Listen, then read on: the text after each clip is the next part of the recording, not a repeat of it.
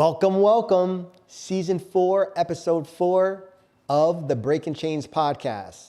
Today, we're going to talk about noticing your blind spots and how to overcome. Yeah, because this season's about how to get better every day. And right. The only way to get better is to recognize what you need to get better at. And the blind spots are important because it's something that you may not even see.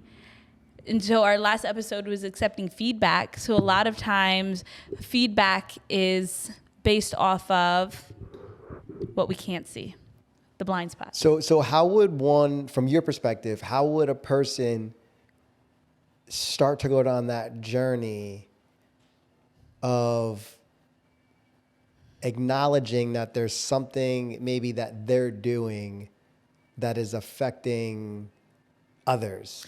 So it's funny because I was just sharing this, and the reason why I even want to talk about this today is our last episode was accepting feedback, right? Yes. So there's that element, you have to, a blind spot you can't see, so the only way you are going to see it is either you get a podcast and you start watching yourself and other people also see you more. So they're like, you're this way.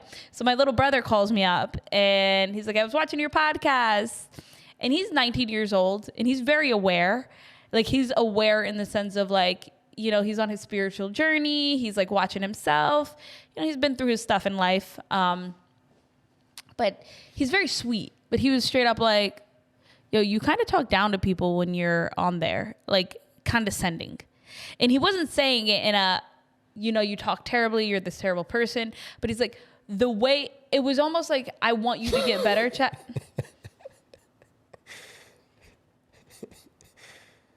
What? What's funny? I don't know, because you're kind of giving yourself like, well, he said this, but he didn't mean it this way or that way. He just meant, it's okay. I just feel like you're trying to lighten up what he said, the feedback given. Is that not okay? I think to fully embrace the full message. I don't think it was a heavy message. He was actually, I actually turned it into heavier than he said it. Or maybe he was just scared to say it. Because then I'd talk down to him. No, I fully accept feedback. You fully accept. You have gotten, no, in all honesty, you've gotten really good at accepting feedback. I would say probably over the last 3 to 6 months. Months. Years? Yeah, right. No. But months, over the last 3 to 6 months, I actually feel like I can have a conversation in a way, and you're like, you know, I could see that. And I feel like prior to that, it wasn't. Wow, interesting. The last 3 months I had a third baby. And I said 3 to 6 months. All right. That's very interesting. Maybe I have just been like, you know what? Maybe I just need to accept more about myself and everything else. So where was I going? You're talking about your brother? Yes. To not lighten it up, he was like, you talk down to people and you're condescending, okay? So there it is. There it is. He didn't say it like that. He was very kind about it. That's what I was trying to say. Like, he was not saying it in a mean way, but it was feedback. So also, like, sometimes it is hard to give somebody feedback, but if you really do love them and you want to see them do better, even if it's scary, it is good to give feedback, right? And so he said this, and I was thinking about it. And somebody else in my life has said that a couple times to me. Who? Yeah, I talk down to you, and I'm condescending. I've definitely said that multiple times. Mm-hmm. But so it's clearly a blind spot when I'm doing it. I don't ever think that, oh, let me be condescending. You're smaller than me. Hey, down there. Like, I don't ever look at somebody like that. I think if anything, I think a lot of times, and I've said this, I think things that have gotten us to where we are today might not be helpful to us or useful to us anymore, right? So like if you're a small new girl all the time. Like I was always the new girl. I think maybe having more of an edge, maybe being a little more assertive, maybe being a little more like, here I am, has helped me to get to where I am today, to not feel like I'm lagging behind or I'm trying to catch up to somebody or I don't feel like I fit in. Like maybe it was just like, here I am, boom, what's up all the time. And now like maybe that trait of my personality doesn't serve me anymore. There's a lot of things that I have brought to this space where I am now in my journey that will still help me. But like there are things that can change. And this is a huge part of adapting and growing and evolving and getting better. It's changing your personality. Let me ask you this one question. So what are the odds that was never you, the condescending voice, was actually never you? It was a trait that you picked up or a characteristic that you picked up from your surroundings, of your caregivers, your parents, your family, and you just continued on with that habitual pattern, and it was never you. You were just actually executing on the pattern that you learned, and now you're looking at it like, man, I don't really want that anymore because it's not even me. Right. So like, that's the hard wiring. It's exactly. And so I think I try to bring that point up for all of us to be able to actually feel comfortable looking at some of the things we do. To look at the hard wiring so that you can rewire Correct. it. So we can be like, you know what? All right, I have enough compassion and love for myself right now to look at that and know that maybe I didn't put it there or create that, but it's my responsibility to change it. To change that. Right. And that's beautiful what you just said, because it helped me see also in that moment where I am accepting first step. So I was like, wait, how we behave is actually an addiction. We're addicted to the patterns. Like, it's like, if I don't do this, I can't, I'm not me, right? Like it's kind of weird. Like we can be addicted to cycles. And that brought up like, okay, what's the first step in the 12 steps? Acceptance. You gotta accept first. The second step is actually hope and then faith. Hope, faith, courage, honesty, patience, humility, willingness, brotherly love, integrity, self-discipline, service. These are like really great for life, period. But I was like, what is the first step? First, we have to accept. I was like, oh my gosh, I think that's like the addiction first step too. You have to accept how you are. You have to accept the program you've been given, right? This is my hard wiring. I've been given this. Okay. Then you have to have that compassion that like, all right, I know, like you can get defensive. I can get super defensive. Like I'm not that way because truly I don't want to be that way. Yeah. Like I am not here to hurt somebody or to make somebody else feel small. If anything, my goal in life is to pick everybody else up. If I'm going somewhere, you're coming with me. Agreed. And maybe sometimes that feels like condescending, like, yo, you coming with me? Or like, get the fuck up. Yeah. Stop sitting there. Like that can sound a little like belittling. I get that. But I like truly want everyone to succeed. So I'm like, damn, I don't want you to feel like you're beneath me or never that. So I want to stop talking like that. Yeah. Right? But I have to accept it and then I have to hope that I can change. Yeah, I agree. Like accepting it and owning it, right? You can't change anything you don't own because the moment that you don't own it, you don't have full control of it. So like when you accept like, yeah, you know what? That is me. And I own that, then you actually have the power to do something about it. So I agree with you 100%. Yeah. And it's interesting because Tyler wrote over here limiting beliefs with blind spots. Like, can they come from limiting beliefs? I don't think blind spots necessarily, this is my opinion, not facts, but I don't think blind spots come from limiting beliefs, but the ability to change blind spots. You can have a limiting belief around that. Like, I can't change, this is the way I am. That's a very limited belief, thinking that you can't change your personality or behavior. Yeah. Because you're stuck that way. And this is the way I've been, this is the way I've always been, this is the way I always will be. But I think if people just acknowledge that who they are isn't even them. Right. But then you said something funny. You just said, but you have to own it. You do. How do you own something and be like, not me at the same time? Very easily. Number one, if most people think about the pain and suffering that they're in every day, trying to maintain a specific identity that was created by the people outside of them, society, and et cetera. Imagine trying to hold up this weight of Chris Jones. But in reality, when I was born, I wasn't even Chris Jones. I was just a baby. And then I got the label Chris Jones. And then I was raised all the way through the age of 7 years old with all my parents and caregivers and schooling and aunts and uncles. I was raised with all of their conditioning and raised with all their traumas and my own traumas of whatever happened to me at that age. You don't even remember. I don't even remember, 6. right? So like weird. when you think about this stuff, who is Chris Jones? Like, because we're in theta state, as we talked about before on another podcast, we're in theta state between ages 0 and 7. Our kids right now, they're picking up everything absorbing, that we do, like automatically. Copying. So if you don't want to change your life, then you don't take ownership. If you're happy in pain and suffering, then you don't take ownership.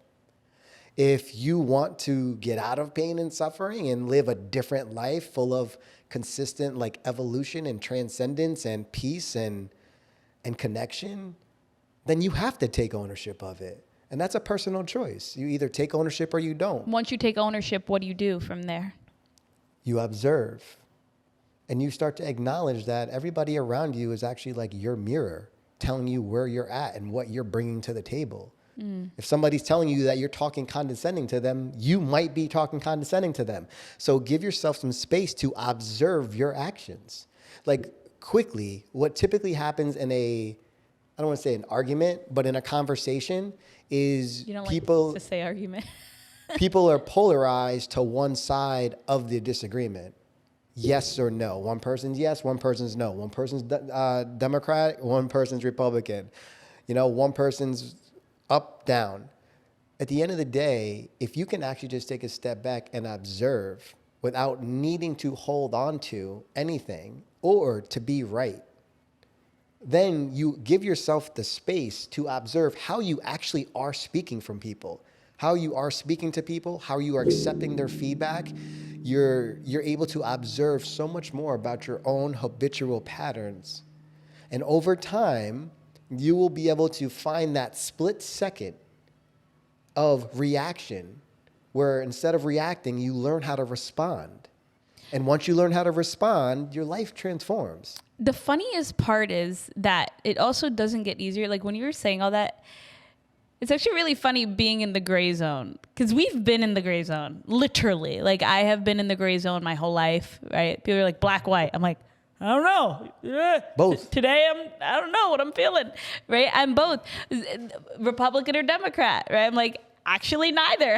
I don't believe in politics. Yeah. And people actually get more triggered from you not taking a side. So it's a whole nother world that you kind of jump into once you step back and you watch it all. And you're like, oh, we are addicted to being attached to things. To identifying. Yeah. Identifying. And I'm reading this book. It's called The Switch, How to Change When Change is Hard. And it's funny because like I'm reading the book and I'm enjoying the psychology that they're talking about in it. But at the same time, I'm like, it is so much deeper than this. But this one part in the book, it says people make decisions, their actions are based off of what they identify with. Like you will actually change the way you behave. This is proven in like studies based off of what you identify as. Mm-hmm. And so when you think about that, you have to be very careful when you're attaching to things. Like this is who I am, right? I am a black man in America. Like you could be on the struggle bus by attaching to that, or you could feel empowered. But either way, you're making a claim to your identity, right? I'm part of the Democratic Party. you're going to start changing the way you behave and think based off of whatever the Democratic Party says. Well, based off the storyline. The storyline, right? Yeah. So anything, like I'm an entrepreneur, anything you attach with, you're going to change your behavior. Correct. And so when you start to think about the person you want to be, it's important to let go of the attachments that you think you are, like what you're saying. I think that's a big part of the undoing. Like, am I a victim of my past? Or am I a victor every single thing, of my future? Every single thing that we are is a label. Yeah. And that label is what makes up Chris Jones. And the biggest label of all is actually the name, Chris Jones. So when I was growing up, right, we had to think about, well, who's this Chris Jones supposed to be? Well, my dad wants me to do this. My mom wants me to do this. The school wants me to do this. The work wants me to do this.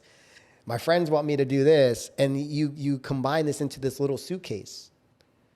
But at the end of the day, we're much larger than a suitcase. Like, we can't fit in a suitcase. Right. And we've talked about this before, where like when you are identified as that person, there's all the stories attached to also what that person may have used to do. Like, as I'm talking right now, right? Like, Chastity talks in a condescending way.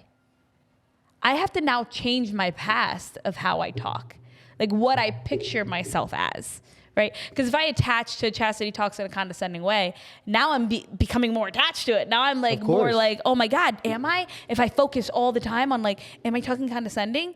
It's gonna like be uncomfortable for me and everyone around me. Or if you're just like, that's just who I am. Right. Or if I'm like, I talk sweetly to people. Yeah. I'm kind. I'm a kind, loving person. I've always been a kind, loving person. Who are some kind, loving people? Start listening to them talk. And then mirror that. That's my goal, right? To start listening. Like, oh, this person talks nice. What do they do differently than me? Can I ask you a question? So when I said earlier that let's say that habitual pattern is not even you, and that it might be from your caregivers. Mm-hmm. Does it make it easier for you to now want to step into that arena a little bit more to be able to take full ownership of the way that you speak, because you now inherently know that it might not even be you that is the reason you're doing it? Right. I just wanted to know if it even makes it easier for you or it doesn't. I think it makes it easier to see it on the outside. Like when you say it could be your caregivers, then I can start looking, oh, yep, I'm definitely talked to that like that from this person, right? Like I can see like very powerful people in my life, how they speak and how it's made me kind of shrink. And at the same time, it's out of fear instead of like love sometimes. Yeah. But it could also be hand in hand. It's all polar, right? Like, and now imagine you have the opportunity to like change that, to not do it out of fear. You do it out of love, and then make people feel expanded, lifted. Right? Yes, I can see that absolutely. Seeing it in that way. What I don't see it as is blaming them. Oh, of course not. No. Yeah, because I can see how that could also get twisted into, oh, I blame these people then. Yeah. It's not me. But you can't. I'm clean. It's not my fault. But you can't blame and take full responsibility at the same time. Right. It's either one or the other. You either stay in blame victim mode, or you take full responsibility and ownership, and you grow. You can't worship two gods. There's not one in the right. You have to know where your aim is. Like, okay, if I own this, if I have hope to change it, I have faith in something bigger that's going to help me get there. Yeah. Right? And then you're on the path to that discipline. Like that's checking in all the time, checking in. Oh, yeah, I am talking this way. It's holding my tongue when I want to say something that, may hurt somebody. Yeah. That's the discipline. And it can be in multiple ways. Like even if I just take away from like emotional or the mental side of things, and we went more physical side of things. How many people over the years have we heard in fitness industry, oh yeah, so, both of my parents are overweight too, and they're obese, and yeah, they have, heart problems and they have high blood pressure. But you realize that typically that person who came to speak with us is doing the same habitual patterns that their family members are doing, and so they have the same outcome as what their family members have. It's not that it runs in your family's genes. It's that no one runs in your family. Patterns, whatever the patterns, whatever the patterns are. This is all the double helix genetic genome code is. It's literally, this is what copies and pastes in utero. It's patterns. What patterns, what behaviors were happening here, they're going to keep changing and reconstruct into a copy. Yeah. That's what genetic makeup is. Yeah. So if we change our behaviors, we are changing our genes for the next generation. Agreed. That's all. Which is an incredible opportunity that is to do. What is it called? Evolution is. Yeah. We are evolving, and we're always evolving up. Like you said before, like we already create upgrades. Yeah. Like we've already evolved. Agreed. We've already become better. No matter what happens on this plane, they're only going to have more of a chance, right? As long as we're making, I don't know. That gets into a whole nother conversation. But I did want to ask you, have you ever gotten feedback on a blind spot? Yeah. From you?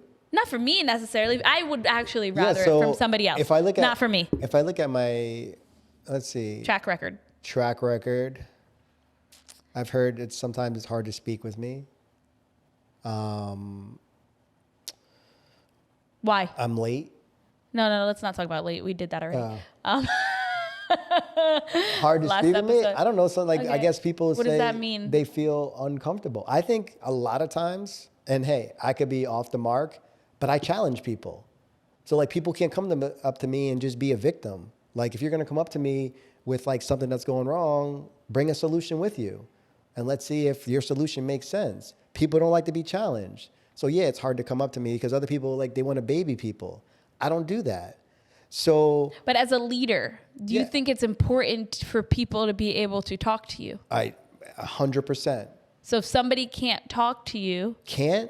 If somebody has a hard time feeling like they can talk to you. Yep. And create solutions from a loving place. Okay. And feel lifted up and guided as from a leader's perspective, what do you think the first step is there? Well, first, what person is going to come to me? What leader is going to from my perspective, what leader is going to turn down a excited and eager team member coming to you with a potential solution for a current problem? We're talking about your blind spot, you seeing it, you accepting it and owning it. I'm asking that question to you. You're not owning it. I'm asking that question. You're still not owning it, though. You haven't owned it yet. You gave an excuse already. No. It's because I got solutions and nobody can talk. Nobody can come to me with problems. Tyler, I didn't say I have solutions. I didn't say that. I said, what leader is going to turn down an eager and excited team member coming to knock on their door, sit at the desk, and give solutions for a particular problem? No leaders. We're having two different conversations right now. You're still talking you're still talking about why you do it. We're talking about blind spots. So I understand it's hard to see, but we're talking about improving blind spots. Okay. So you said the first step is acceptance, but you haven't done that yet. I have I have. It's so hard, I know. No, it's not really. Actually, it's not that hard because. But you haven't done it yet. Because what team members have said it's hard to talk to me? I have to look at. I can name a few. Okay, I have to look at those people too. Because if they're my mirror. This is not about hold on looking at other people. It's about accepting your blind spot. Listen for a second. I've been listening. You don't accept just to accept. You accept on the basis that it's making sense and understanding to you. Like that it's there. It's you don't just be like, oh, that person said that. That's like me, somebody coming off the street and they cut me off and they're cursing at me and putting their finger up on me. I'm accepting that I'm them. Okay. Of course not. What I'm saying is, give me a second. What I'm saying is that I look at the various relationships that I have as a leader with team members. There's certain team members that have no problem coming up to me and giving me an abundance of solutions for a particular problem. On the other end, you have team members that will complain to other team members instead of coming directly to me because of something about themselves. Okay. So that's why I'm saying I'm here to accept as much as I can. I can also say there are so many people that are like, Chastity's amazing. Just joking. But seriously, like I have a lot of loving people around me that are like, you're so nice. You're sweet. You never talk condescending to me. Like, and I'm like, yeah, I know. I don't see that either. But then there's other people who say that. And it's actually people who are closest to me. Of course. My little brother, you, maybe my sister, definitely my sister, my dad. Yeah. It's the closest people. So this is what I'm saying. So if we want to bring up... Of course, yeah, you could get some great team member who's like, yeah, Chris, I can talk so easy to Chris. I'm talking about the blind spots where it's hard for you to see. Because I also have said, yo, it's hard to talk to you. It's hard to talk to you, right? So it's not. So my point is, if we bring up that additional variable that if you're speaking about team members in general, that's one thing. If you're speaking about team members who are related to me, that's also I'm not just talking about thing. Team members. That's also a different thing. I think team members who are related to me. No, we're talking about blind spots. I can accept that I might be very strong, and I can accept that some people. I can accept that I'm strong and great. No. That's my blind spot. That's not what I'm saying. I accept that I can be strong, and sometimes I'm pretty like, I'm just like upfront, and I feel like maybe there's ways for me to like. Things to position it nicer. No, there we go. And I focus on that. I focus on always trying to speak from a place of compassion and bring value. I don't like the word nice. Hold on a sec. I consistently have been told this for multiple years that some people don't like coming up to me. Then there's other people who they give me ideas every single day. So what I have done is I make sure that to the best of my abilities that I respond and not react to people. Number one. So like I'm always in how can I bring more value to this interaction? I have a question for you. Can I just finish a couple things? Yeah. How can I bring more value to this interaction? And am I speaking from a place of ego or am I speaking from a different place?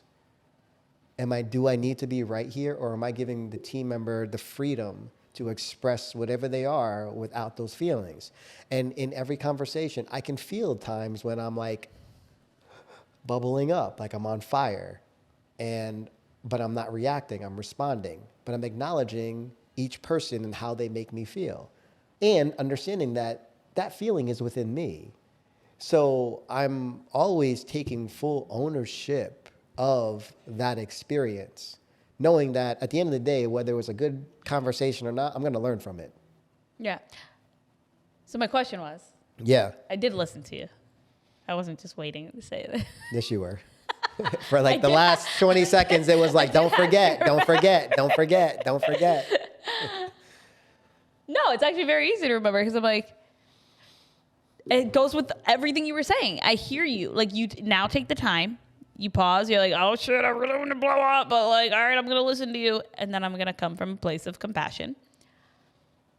But can you see, if you go back in the Rolodex of conversations, can you see yourself as being difficult to talk to or no? At times in my life, yes. You're saying now that no longer is you. No, I'm saying you feel like now you're very easy to talk to. Easier. You're changed. I'm easier to talk to. Definitely easier. Okay. But I also want to state one more thing. I think so too. I think you definitely, within the last 7 years we've been together, you have definitely evolved. So the whole point of awareness and noticing blind spots is also, to me, it's two-prong approach. Number one, it's almost like finding your way on this journey. You also are on polar opposites, right? It's almost like what you say about Kobe, right? Like the fact that like, we were beat as kids. So you might go the opposite and be like, oh man, I'm not gonna touch my kid at all because of this. I'm also like, in the beginning, by taking ownership of observing that it was harder to talk to me, it actually did something different too. It made me talk to people with more compassion and understanding, and again, wanting to bring more value to the table. It also showed me who I don't want to fucking talk to anymore. It also helped me start to honor myself. And like, if you don't want to work for me and my intensity at this level, I kind of don't want to have a conversation with you.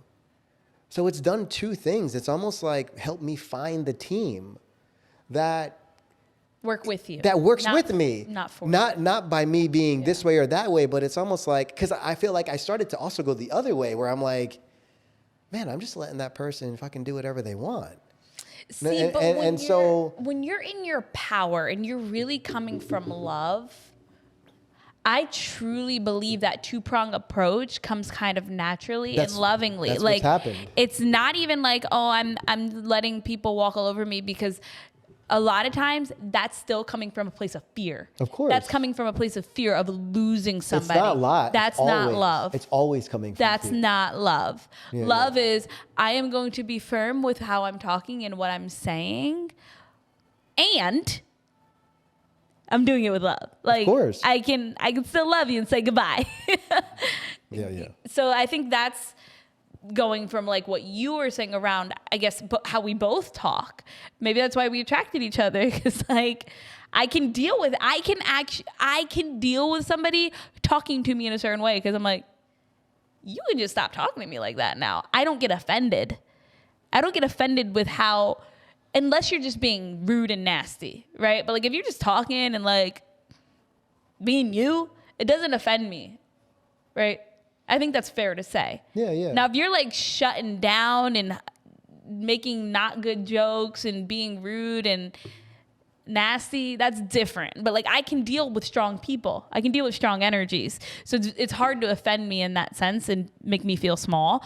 I guess because I've been dealing with my whole life, like you said, right? Yeah. But yeah, I think the most important thing is to, if you're getting feedback a lot about one thing, it's important to see that and be like, okay, I can see that. I can accept that. Is it serving me? Yeah. Is this trait going to take me further in life at this point? Like if I keep doing this, if I keep talking to people in a certain way, is it going to help me? Like right now in my life, I don't think so. I think like being really kind and like having people hear me and me hearing others is going to help me more than having somebody feel small. Agreed. So can I change that behavior? If you're making other people feel small, it's because you feel small inside yourself. Yes. So like people have to look at that. So it's not going to serve me to feel small right now. Whatever they're trying to do to others, it's how they feel about themselves inside. Yeah. So like I don't want anybody to feel small. Right. Right? But if we do that, then it's because we feel small. Right. But as a leader, if it's hard for people to talk to you, is that a good trait to have moving forward? That's growing a company, that's growing a podcast. No, it's not. But I also, at this moment in my career, don't think that's where I'm at. I can honestly tell you that was where I was at, but it's not where I'm at. It's not my reality as of this podcast right now. Okay. So I can feel that way. I can feel that good about that. So look at my 12 list. Courage. So how do you change? It's going to be on here. How do you change your behavior once you do see it? Acceptance. Okay. Hoping you could change. Having faith that you'll be directed. Do you think hope is a weird word for me. I feel like faith is such a stronger word. Hope still has doubt in it. Hope, right. Because that's the next step. That comes before faith. Hope becomes before faith. Like that, I don't even like saying, hope you feel better soon. My demand is get well. Yeah. So you're right. I have faith that you will get well. So get well. Yeah. But I guess, you know, But like if you're still in like, hope and you I can feel accept good. hope as a step on the journey to faith. Yes, and that's what it is. It's Yeah, before it. Then courage. Having the courage to make a change. Yeah. And then after courage, this is a good one. Honesty.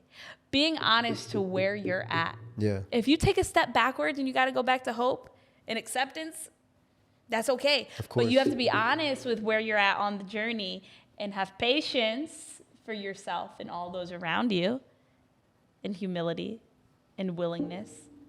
I feel like willingness kind of comes before even hope.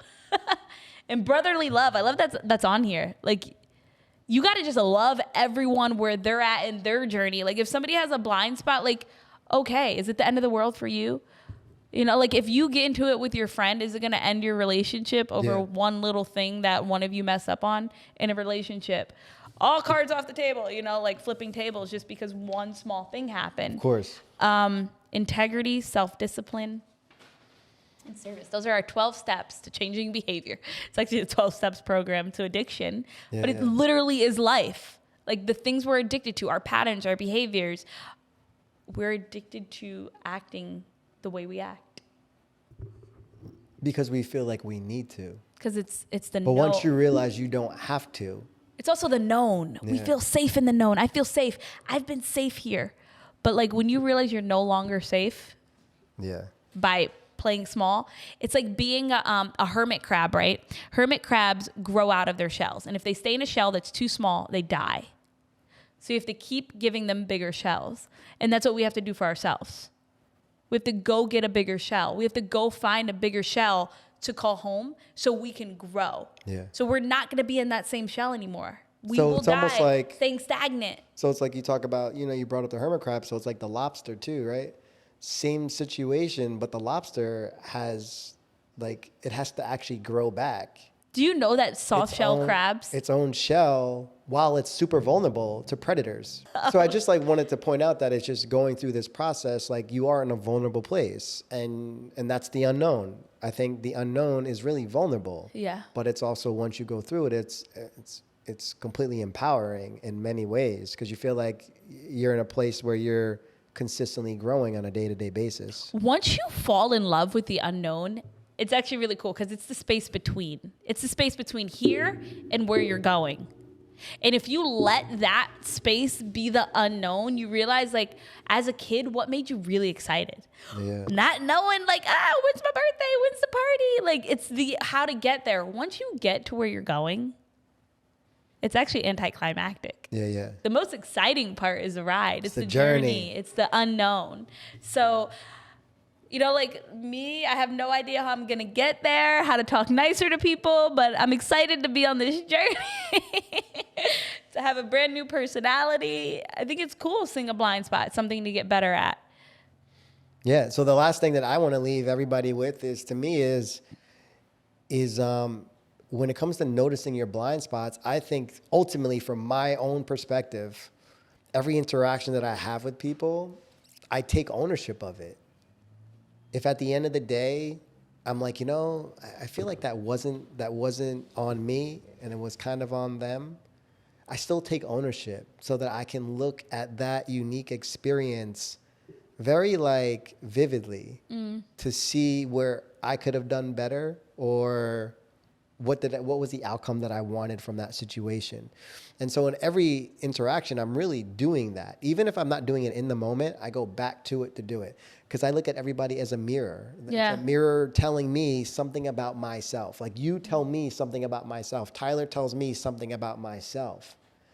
And so I think if we can get more comfortable acknowledging that the people around us are actually mirrors to us, and there's something inside of us, that we can actually grow tremendously by sitting in that space. Like, why did God put me in this situation?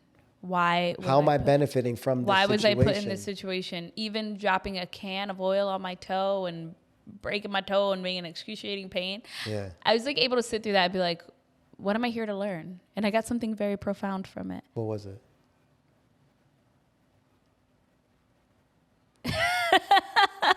It was truly like, you have not stopped.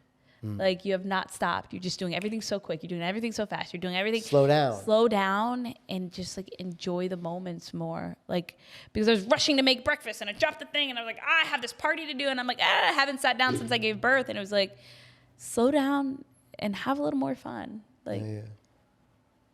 and I think the process of the regrowing of my toenail is going to be like the process of this year, just like kind of slowing down and step by step. Step by Nothing step, you can do to speed up the toe healing. brick by So you might as brick. well just be patient Patient. and excited about when you fully have a toe. Have a full toe, fully grown toe. So anyway, Woo! Thank you guys. Make sure you comment, like, subscribe, share. Please share if any of this resonates with you. If you feel like this could help a friend or a loved one, or give us some feedback. thank you guys. Thank you. Love you. Peace.